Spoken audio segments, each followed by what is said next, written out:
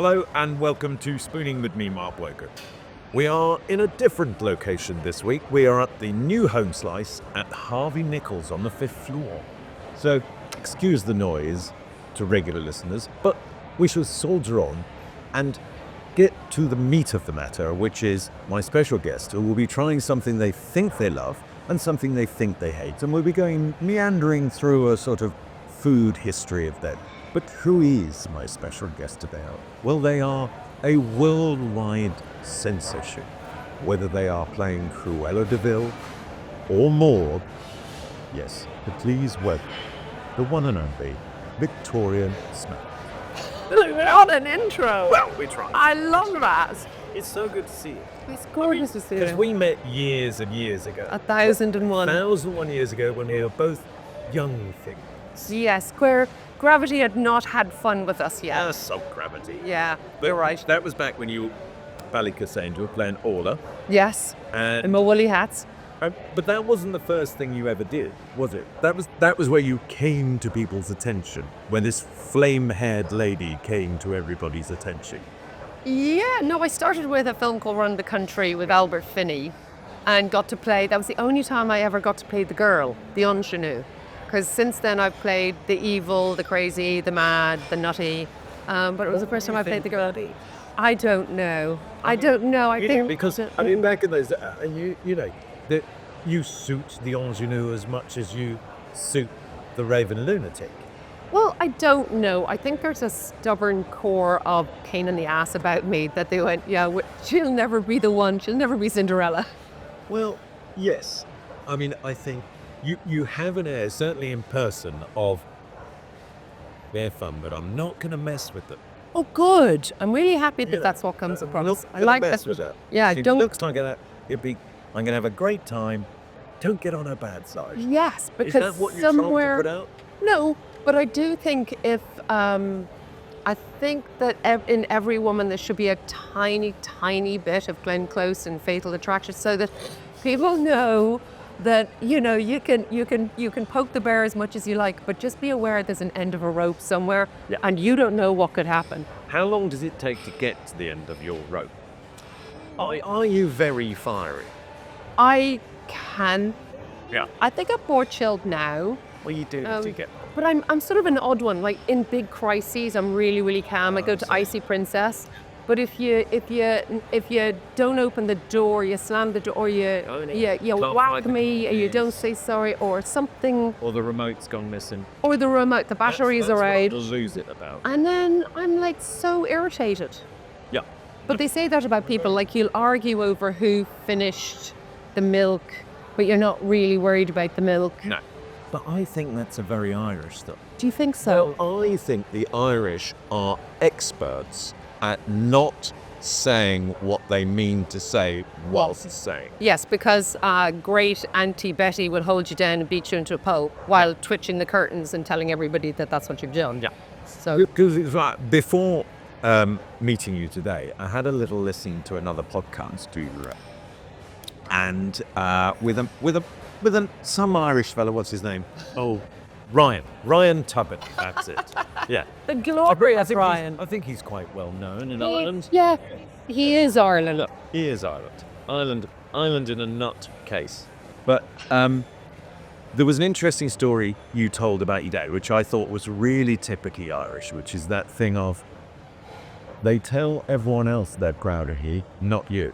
Yeah, that's the way. Terribly proud of it. And you're like, Yeah, it'd be nice if you told, but I know, and it is a real, and I think maybe of that generation. I don't know if it's still. But I do think it's a very Irish thing. I mean, like my parents, if they were pissed off with something you'd done, Yeah, they'd tell your sibling, right. who would then tell you. Yeah, you're in trouble. Yeah.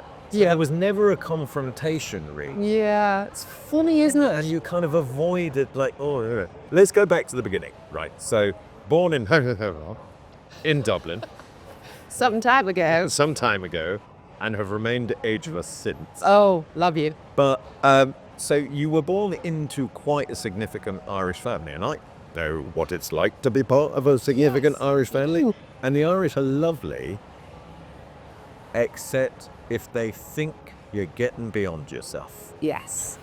Who do you think you are?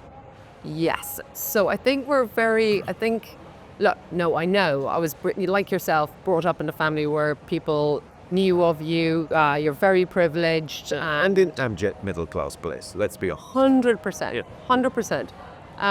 And you had to always be aware of how. Mum was really clear. She's like, Dad's doing very well, but that doesn't mean it's always like that, and it's not yours. You didn't make it, you didn't do it, so it's up to you to go and forge your own way and whatever. You don't have to go into the family company. And to be fair, you did that. Yeah. I mean, you didn't sort of go, right.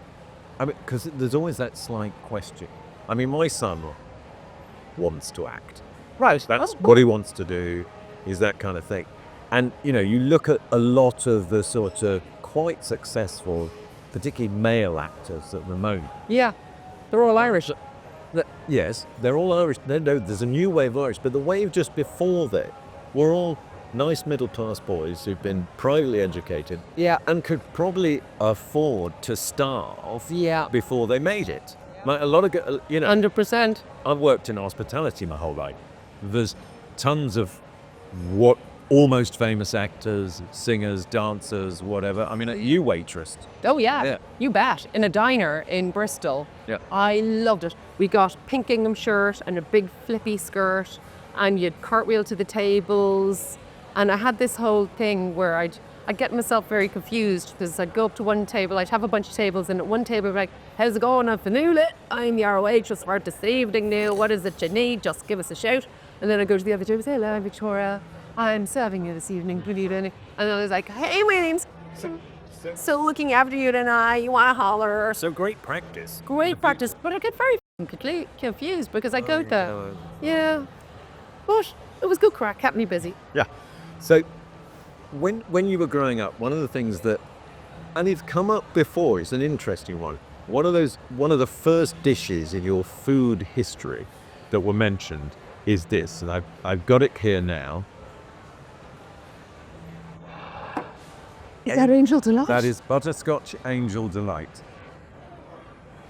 I've got 2 spoons. There we go. Show the dog the bunny. Come on. What I love about it is you make it and it sets without the aid of a fridge. I've gone for a very big spoon there. No, but it's probably radioactive, and it would probably survive the apocalypse. I'm okay with it. Oh, holy God. Somehow it doesn't taste as good as I remember it. Oh, Dad. Are you mad? So, but I mean, That was Fun. You took that as a seaside treat, because the wonderful thing about that is although it is a mousse and a dessert, it can survive almost any condition. 100%. So I used to, as a kid, I'd hide, if Mum bought Angel Delight, I'd hide it behind the vegetables in the fridge, because my brother would never go there. And I would whip it out and whisk it up in a big plastic basin. And then I'd run down. You're really lucky we live by the sea, and you'd clamber down the rocks with your basin in Dalkey with your basin of Angel Delight and sit there. And there was a section that was sectioned off, which was really warm. The sea was really warm in there. Now, subsequently, I found out that's because that's where the sewage was. Yes. But that gives you your community. Sea is not romantic. Yeah. So then what happens to you is there you are, you're living this bucolic Irish childhood, eating chemical pudding in water, swimming around in turds. Yes. And then your parents decide, we're going to move to the UK. Yes. And you end up at 14 in a posh boarding school and living near, is it Windlesham? Yes. Is it Windlesham? Sorry. Which is very near where I grew up. I was in Tatlow in Buckinghamshire, which is literally, it's only about 10 miles. Yeah, that's just across the way. Yeah. And you had a kind of, would it be fair to say, difficult transitions, the English way of life? Yes. Well, I found it weird. That, yes, glorious, lovely, lovely human beings. But they were quite fascinated. Oh, you're Irish. And they genuinely would ask, is electricity there? And do you get water that comes out of the tap and it's hot? Like, It's not the third world. well, yeah. Not all of it. Not all of it. And I think I kind of played up to that a little bit because there was, you know, in any school there's groups. There's the horsey lot and then there's the cool lot and all the girls were really brilliant and I didn't understand the idea of having to be part of one group. So I was kind of the ginger clown that jumped around all the groups. Are you saying you're not a natural blonde? I know I'm not. Well, there was But something then you that were, was fun. I mean, you weren't as red as you are in Rival, see? No. And we'll get to that later. As regular listeners and viewers will know, before you come on, you answer a questionnaire, a series of questions about your food loves, food hates, memories, that kind of thing. And what I got from yours is, Oh dear. you're a woman of simple tastes Yes. when it comes to food. There's nothing too kind of fancy, and your palate's grown up with you. It didn't start out next. It's a bit like not that far. But the one I loved was the memory of this particular dish, which I have here. Now, I've got that. I'm going to move the Angel's Light and have more of that later. No, you're going to like this. I just need to I get love that this, you started with dessert, by the way. get this lid off. So, mash and mince. Mash and mince. And then Did you grow up with it? I've got And your ketchup. That's the vegetables. Yeah, and I've got your peas. Oh, a bit of green. Oh, look at There's a knife and fork you can get to. Now tell us the story behind this, because this is very much tied to your dad. Yes. This particular dish, and you'll notice I went with the cold can I did notice that. rather than a straight. I look at you freestyling. You're forcing know. vegetables in there. Well, you know, you were looking a little peaky, so I thought I'd stick some vegetables in. Well, that looks delicious. So when Dad would come home from work, you'd hear the car on the gravel and you'd go, oh, he's here. And Dad's favourite dish was mince, mash, carrots or peas. And my job as a kid was to go down, Mum would be heating it up, and I'd slap the mash on and the mince on and bring it up on a tray for Dad and put it on. He'd sit on his armchair. I'd have already put the logs on the fire and got that lit and wafted all the smoke out of the room. I love the way it creates this sort of image of this sort of typical Irishman, almost sort of Father Ted type character. I mean, he was an internationally successful business, but that's what he liked to But call the simplicity of man is they're hungry or horny, and so we Eat 'em better. and Well, that was Mum's job. yeah. Oh, come on, that's lovely. Is it good? Good. I mean, it's hard to tell when you've done it yourself. Dad would have brown sauce with his. That was very Not your important. brown sauce. Disgusting stuff. Never understood that. It has its place. Does it though? Yeah. No, I'm definitely not has its sure. place. I'm a marmalade and sausages girl. Now, would your mince, because that's essentially a bolognese, would your mince have been a sort of bolognese type thing? There would have been more to that sort of slightly grey. Yes, grey, and then you'd chuck in the gravy browning to make it brown again. So it was not as luxurious looking as that, and that's not putting my mum's cooking down. I'm gonna have to. So this is the tinker thing. Cook. Mum was an amazing cook. Oh, Amazing. But I've seen the odd thing of you on Instagram where you're showing dishes you do now. Would you describe yourself as a cook?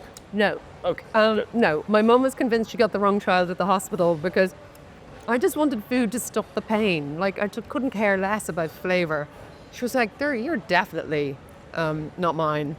As Mum, all of her life, she'd go around the world and she'd go, that tree's like a broccoli. She would interpret the world Through food. through food, and she did a cordon bleu course, and that was a nightmare for me because she'd come home with all this fancy food, and I'm like, I just want, can we please just have fish fingers? Your questionnaire, you have grown up a bit. I mean, you've got I'm as fine. far as garlic, butter, olive oil, chili, still potatoes. Yes, Yes. obviously. I want to talk a little bit more about food because you stated you made a statement which kind of makes me flesh creep a bit. Oh, I'm sorry. Which is, Probably won't be the last time. I admit I'm not a huge foodie. I viewed food as fuel. I did. Yeah. But have you developed more of a pressure for it as you've got on? Yes, I have. To be fair, I have. Because you know I always say, no passion for food, no passion. Well, that's not true. Just so we're here. That's not bloody true. That's absolutely rubbish. However, it took me a long time to work out. I think it took me a while to get taste buds. I think there's probably something really bog standard Irish. I like a tomato till I was 10. I didn't like a tomato till I was about 30, and now I'm Slightly obsessed with them. Look. But obsessed with them. But your idea of heaven is this, Yeah, baby. Which is a shot. I'm just going to do you Yeah, sad boy. which is mean, but Which is a charcuterie board. love that. What is this they're situation? little deep fried olives. Oh, gross. What do you mean gross? I mean, I'll try it. well, look. Is the the whole- stone still in them? No, of course not. Oh, I don't know. Well, you see, the thing is, I always say about an olive, Okay. if you don't like olives, eat 7 of them and you will. 7 of them. You've got to eat 7 olives Okay. and then you'll like them. Is that the same with tequila? Yeah. Okay. Yeah. Just checking. Yeah. But that one I adhere to. I've eaten 7 of these things. So you don't have to eat 7 of them. But They look like little green snot balls. that's not what we were going for. It's a dish on the new menu here. Oh, sorry. Come to Home Slice for some deep fried snot balls. They're on the menu and reasonably priced. 6. It's a tough crowd. It's not that olivey.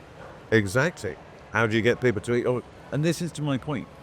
There is no such thing as a bad ingredient. Unless you want an allergy, or Yeah, that's true. and in some cases a phobia. Phobia. There's something that we. What do you get phobias to? you might want to ask the Appleton sisters about that. They've got a terrible phobia with goat's cheese. Because it smells like armpit? And it tastes like feet? Disgusting stuff. No, Either way, disgusting. we had a terrible tiny with them and some goat's cheese on this show. I did no. apologise profusely, but it. And the it was- case is up for review. Yeah, no, I mean, you know, the legal letters are flying back and forth. So It's up. But what you've also got here is a whole plate of charcuterie. Now that's your.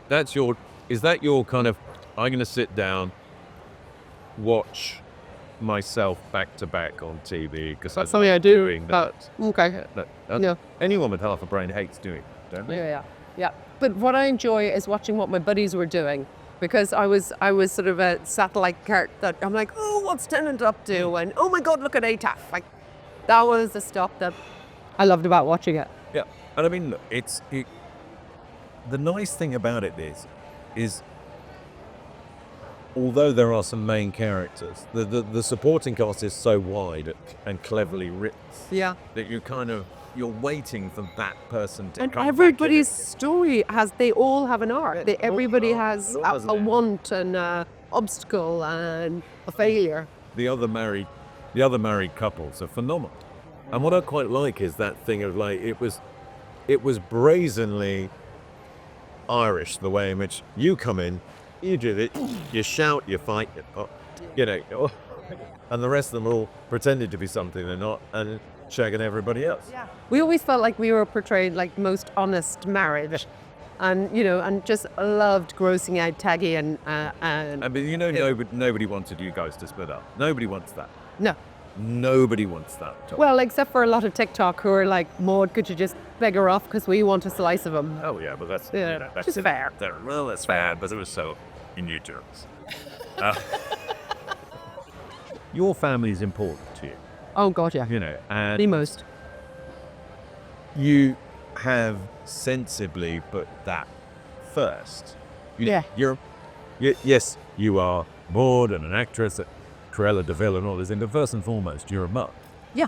And that's been an important part. And I think that's the thing is that all that sort of useful selfishness just disappears. It's gone. And you end up being a parent. Yeah. And I find the main drive is with my son Harry is not to sound like my dad. Which is so hard. And don't you just find yourself saying stuff going, are you serious? That came out of a mouth? No, I can't. Can't bear it. With the greatest of respect. Yeah. To my father and his parents. Absolutely. Very loving man. Have you told Harry you treat this place like a hotel? No, have you done that yet? Look, this is life isn't a free ride. There you go. There you go. There you go. All the things I hated being Yeah. said to me. Yeah. I mean, but it is the bitterest sweet experience No. you will ever have. You know, if you are lucky enough to have kids, and some people are, and we weren't, you know, able to have any more. We just got the one. You got But- the cracker though. He's a good one. He is a good one. I wouldn't hand him back. Oh, well, that's handy. And Awkward to do. I mean, you see, like Susan was. I mean, we joke about it in the house. Susan, when she was growing up, was basically square. Really square. She didn't find her racy, dangerous side until she was about 22. Good girl. So Good timing. yeah, able to deal with it, unlike me. But so she gets horrified at any behaviour of that Harry has, Right. and I'm looking at him going, "That's enough. You're 3 years too late, Harry. Move it along. Nothing compared to what I do." I mean, because you've got 3, Yeah. and I let that lovely question that Ryan asked you is your favourite. I'm like, whoever's nicest to me in a given moment, whoever's like put their dish in the dishwasher, like I'm very care. You know, have they? I mean, I know your daughter's got a sight condition. Yeah. I can't. Excuse me for not being able to pronounce it. No, it's Stargardt's macular dystrophy. Yeah. Exactly. I'm no doctor. It's something for the spelling bee. But what I love is she's obviously a tenacious young woman because she's studying art. Yeah, I know. Don't you love that? Which is I think that's the ultimate contrary Irish woman. I know, because what's I love it. one thing you Yeah. think? Well, you say you're doing what? Yeah, I know. But hang on a second. So when she was saying, I really want to be an artist, but I can't do it because I'm losing this out. I'm like, hello, and I'm rubbish. So, and she said, go and find all the artists that there's, what's his name? It's gone for me now. Oh, I love my mad old brain. But there's Dig. Yeah, I know. Dig, they believe had the same condition because when you watch how his painting continued over the decades, it got blurrier and blurrier and blurrier in the center, and it's sort of bleeding out, and the peripherals became sharper. Right. And that's basically that. So is sight it an condition. eye cone issue? Is it? It's her retinal cells at the back are basically exploding into fireworks. But it's the center, so it's that. It's that. But I mean, wonderful to see her drive herself forward and have a life and not succumb to the condition in any way though. But heartbreaking as a parent. Well, I mean, the worst thing I remember when Harry was little, he got a little condition. He got a throat infection, which then developed into Panda, which means you get tics. So you start having tics of jerking his head about. You're looking at going, and in one ways, yeah, it's called Pandas, and in one way, it's a kind of, you know, and luckily he grew out of it. He sort of hit. He started around 7, and by the time he sort of hit 14, 15, they disappeared. Okay. But Just in time for pulling the girls yeah. or boys, whatever. Well, it's girls in his case, and yes, he definitely here. Much to his mother's horror. On that note, we've got to the point in proceedings where I offer you the blindfold. It looks like a brat, I just felt it was a little bit maudy. but it does look like a brat. A little Okay. bit maudy. Yeah, touch of the mods. Okay. To the Mords. Oh my I'm god. just going to move this out the way. Okay. I'm going to move. Well, it's quite comfortable, isn't it? Yeah, it's good. And it's eyelash friendly. How's that? It's not weird at all. I'm going to sitting in move this. home slide. There we go. I'm going to move this in here. So, this is your first spoon. I'm going to feed you. Okay. Okay. You've got your eyelash friendly. I've just opened my gob and I know. trust you. Little bit premature with that. but Sorry. Carry on. Yeah. Right, I'll have to here put it this comes. way. This is quite a big mouthful, Oh god. but I think you're going to enjoy it. Open Okay. wide. Here we go. Oh. There we go. What have we got there? What are the flavors? What are the textures? Is it pleasing? Is it horrifying?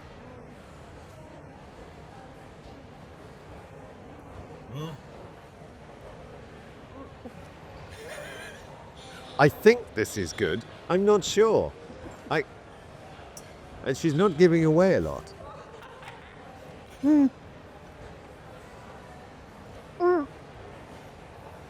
But this would be bigger. Yeah. No. Well, I mean, look, I can only make them so small. Okay, so What have you got there? Do you know what I've got breadcrumbs, chicken, garlic, butter, delicious. Is it a small Kiev? It's a mini Kiev. Take your brother, because you said that's your ultimate. I love it. That's my comfort food. I mean, you are essentially the 80s through and through, though, aren't you? Because I mean, that was the party. Oh, Arctic roll. Do you know what my mother used to do? Tell So me. she would get, being the flair-like cook she was, so she would get an Arctic roll, slice it into loads of oh, she's fancy. place it in a sort of tiered manner, then put meringue all over it, bake it in the oven like a sort of Baked Alaska. like a ghetto baked Alaska. That's good. I want to do that now. It's good. It's a Where do we find an Arctic roll? uh, Oh, it's lovely, by the way. you know, you will still find them in the freezer sections. Really? Yep, you can still buy an Arctic roll. I think Sainsbury's do an Arctic roll. I think the Aldi, Lidl, Tesco's, they all still do an Arctic roll. I mean, look, if they're still doing Viennetta, Yum. they're going to Oh, be you want doing Arctic. Viennetta? Come on. Having this shake, they're shrunk. Everything's shrunk. Everything's shrunk. Shrinkflation. Yeah. But how posh was a Viennetta when we were Oh my God, you were so fancy. Oh my And it was only if like posh people come round for Sunday lunch Cool that the there would be. Viennetta at. And you look at it now and go, I know, but it you might have disappointed everyone. The people go, let me get pudding, and you Yeah. come back with a Viennetta. But it was always the trick of trying to get it off the plastic tray without it and like sticking. And if it did, great. There's 2 slices there you can have and shovel in. Left some chocolate bits behind in the tray that you could snap food when nobody Yeah. else was looking. That and after eights. Do you ever do the after 8 game? No, I just put them in my mouth, chew them, and then do it repeat until the box is empty. So the game is you put the after 8 on your forehead, and then by doing that you've got to work it down your face. It's to your mouth. It's your mouth. It's a great game. I like But maybe after a 5k run, because it'll just stay there. If you ever saw me do a 5K run, Make sure you pay not post moisturising anything out. Just gonna be there going, can't get this thing off my forehead. But no, that is a good Christmas game. okay, I like that game. You know, got to work it down your face like that. I wish I had some after eight. Well, you know, We can have it. but that was delicious. Good. So I approve. I have pleased you. You have. You've really pleased me. This is all very, very lovely. Try. You know, it's not about. It's about a celebration of food. It's not about some kind of bush tucker trial. Yeah, that would jump in. You ever go in the jungle? Do you know what? It's really frightening. Is my friends and my family say you have to go into a bush tucker trial to think you'd be great at it, and yet sounds mortifying. Well, I mean, Mortifying. You've got to be yourself on camera, 24 hours a day, 7 days a week. hold on a second. You I get bored of myself. You don't strike me as somebody who has a problem being themselves. But I work, and the basis of my work is to be someone else, which I really enjoy because I do bore myself. I like being around people so that.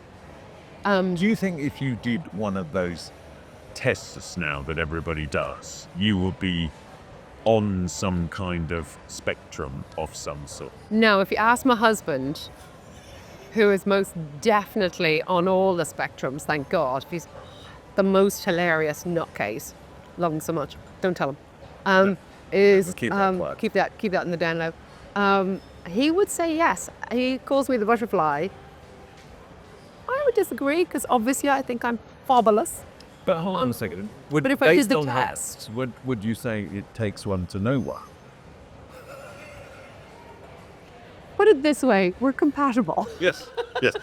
Get on like a house on fire as a result of our both unison mentalism. Yes, but also I'm sort of like, I don't, there's so many things I don't want to know.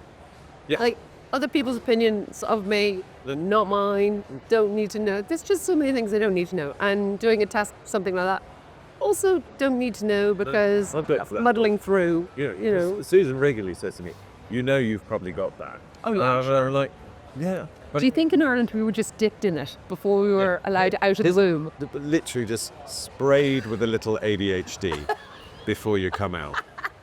But at the end of the day, you work out. It's like, what? Well, I avoid that. Why? Well, it requires concentration, and I can't. Yeah, no, I know. I know. I need a job that needs no concentration. Yes. And quick move. Like, what next? Let's go. And doesn't last. Each bit of it doesn't last very long. Yes. Because my brother being my business partner, He gets very frustrated when we have, say, for example, financial meetings. Oh my God. Worst thing in the whole world. Snooze. Numbers. You can't do it. Numbers. Just don't understand numbers. I am dyscalcular as well. Are you? I can add up. My mental arithmetic's not bad. But the minute you ask me to add up letters Letters. I don't know what. and do the square root, So my husband's eldest, my stepdaughter, is such a genius. She looks like Barbie. She's stunning, and she has this extraordinary brain. She's doing maths at Oxford. oh, And sometimes she'll be saying, I say, oh, how's it going? What you doing? And she'll start telling me, and then she'll say, no point. No, I'm like, no, just want to be talking Dutch. We know we're wasting our time. Love you very much, however, not a clue. But then the other assumption, as all your children get older, is that you are an idiot. Oh no, but they go they've through been a clear period. that I am for a long time. Well, I would argue otherwise. You wouldn't have got to where you were if you were an idiot. But they do, it's one of the things that Susan has struggled with is, Harry's gone through that period where everything she says Is wrong. I roll. Oh, come on, Al. Really, seriously? So you just don't understand. But Yeah. No, I No, know. your mother's a moron. Yeah. Never had any life of any sort whatsoever. No, I know, but that's part of it. Tough deal for you getting that as a mother. I think they come back round. Yes. Like Evie, Evie's come back Well, round. 20. Yeah. But she's a girl, so 20 is like the equivalent of 26 or 7 for a bloke. Because your eldest daughter. Yeah. Yeah. And then Yeah. you got And then Ridley is 17 and Flynn is 16.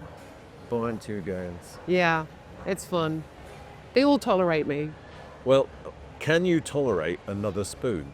Yeah. Because it's They're time for going to your be time. giant. It might be big. Okay. Who knows? But it is now time for your second. Okay. Do I put this on? Of course. Right, put my bra back on. My bra. Right. So here it is. Your final one. I am gonna feed you this as well. And Okay. pop that down over there. Okay. I'm gonna turn the plate brown so it's easier for you to grab that. Now, again, it's not a delicate mouthful. Oh God. But here you go. Open wide. It's quite tall, this. There you go. Now, talk to me about what you've got there. Oh, shit. There's a lot of tasting going on, not a lot of description. Oh, I'm bloody you. It's Frenchie. Is it nice? Are you enjoying it? I'm trying to place the flavor. I don't know why I can't. I mean, it is, I've got to be honest, it's tied to a couple of things that might be potentially controversial. Chinese. Yes? Yes? The Chinese, you're like, oh my God, I'm talking my mouth full. My mother, brain me. yeah, she's up there with Um, my mother, judging us both. It's Chinese, like hoisin or something. Exactly. And is it duckish? It better not be awful or I'll kill you. I'll actually take you down. Wasn't awful. Okay. But you said you don't like game, you don't like football. What do you think duck is? It's not game, I suppose it is. It But wasn't duck, of course it is. However, the Chinese know what they're doing with the duck. Like you burn What are it you to a saying, the crisp. French don't?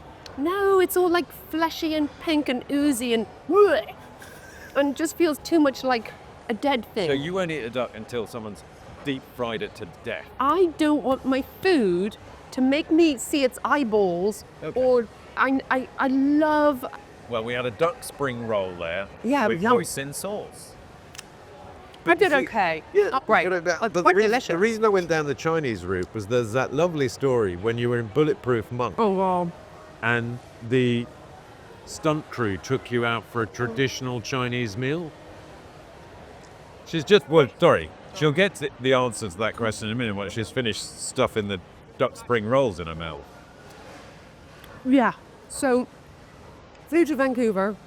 No, Toronto. To do this film, Bulletproof Monk. And that was great fun and amazing. And I loved doing, you had to learn the stunts for a few weeks before we started filming. And the stunt team said, Dangerous as a result of that? Can you, would Yeah. you? Yeah, okay. yeah, I love I all mean, that. I sense that you are anyway. Yeah, so- I love all of that. Love all that. And so the boys, they were like, "You must come for a proper Chinese meal." And in Toronto, there was all these amazing places. I was like, "Oh yeah, I love Chinese food. That'd be delicious." And you're with the real deal. Big lazy Susan, we're all around the table, and they're spinning it. But then I kind of like, oh, chicken claws and I like a chicken Feet. split. It's like sort of chicken flavored chewing gum. but it just looks ugly. Like I'm looking at a person's butt. You're not. You're looking at a chicken. Not a person. chickens have- I mean, I'm not going to rush to eat your foot or his foot. Well, you say that. Although he's got very nice shoes on today. But, you know, I'm still not going to eat his feet, but I'll eat a chicken's foot. Okay, well, so I was quite scared by the body parts that were coming round. You've And, eaten a chicken nugget, haven't you? oh, I know you're going to tell me there's fake eyelashes in it, aren't you? Oh, sweet divine. Oh, I mean, maybe not so much now, but some of the early chicken nuggets, perhaps, there was But quite also- a lot of mechanically I reclaimed. didn't know. I didn't. Where's what you don't know? But that's the whole principle behind this, which is you blindfold you don't know. Yes, but that was delicious. But the yeah, so I had to, and then what happened was because I'm so middle class Irish, the course comes round and I'm eating everything. I'm full. I'm really happy. And then little did I know there was 15 more courses. I literally had to be carried out of that restaurant. But yeah, that was the most scary. But They don't feeling like very ill. very ill, and also I don't like to know it's from a thing. Now, will you believe it? Home slice, Harvey Nickel, Knightsbridge, as we like to call it, feeling dead. Feeling ill? Yes. Or underfed. No. So we've done a good job. You've done an amazing job. We fed you stuff that you like, Yeah. and And I love that you started with dessert. I respect that. always. So I love to start with dessert. I love that. Sometimes I just like to go out and go to 3 restaurants and just eat the dessert menu. Oh my God, I wish you'd known my mum. She would have absolutely done that with you 100 times a day. Well, maybe when we all end up there, Yeah. we can all do it together. Amen. Do it in some of the greats restaurants, because they're all out there still cooking for all us, so they can eat whatever they like.